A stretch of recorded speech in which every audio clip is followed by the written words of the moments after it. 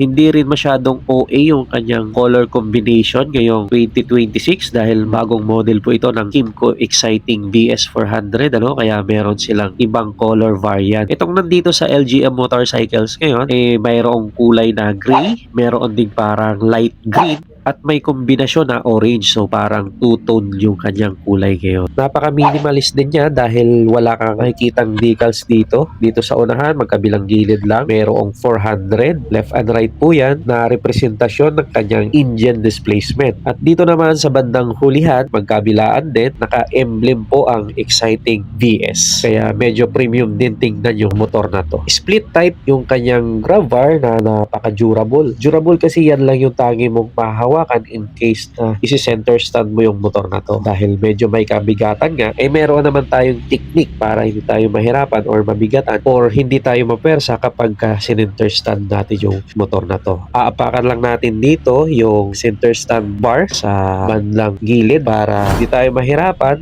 center stand yung motor, so automatic po na smooth or mas magaan kapag center stand natin yung ganito kabigat na motor. May mga reflector din siya dito sa unahan at dito sa hulihan na added visibility naman at night kahit sa madilim na parte ng kalsada or parking tayo nagpark, kapag natutukan ng ilaw, visible pa rin yung motor natin. Premium din yung datingan ng kanyang backride foot peg dito, ano, dahil alloy siya, so ibig sabihin matibay na rin po yan. Kaya komportable din pati yung ating mga backride. Siyempre, kung gusto nyo talaga na tumagal pa at mas maalagaan nyo yung makina ng motor nyo, huwag nyong kalimutang mag-change oil. At ipapakilala ko na din ang brand ng langis na matagal ko nang ginagamit. Almost 6 years ko nang ginagamit ito at talagang masasabi kong quality din kasi malamig siya sa makina. Magiging mas smooth pa yung makina nyo at magugulat ka sa presyo nito dahil abot kaya, lalo na yung polysynthetic oil nila na matagal ko nang ginagamit. Pwede yan sa scooter, sa underbone at pati na rin sa big bike. May mga coolant din sila, gear oil at tire sealant. Gawang Silvestre yan at kung gusto nyo i-try, nasa baba lang yung link.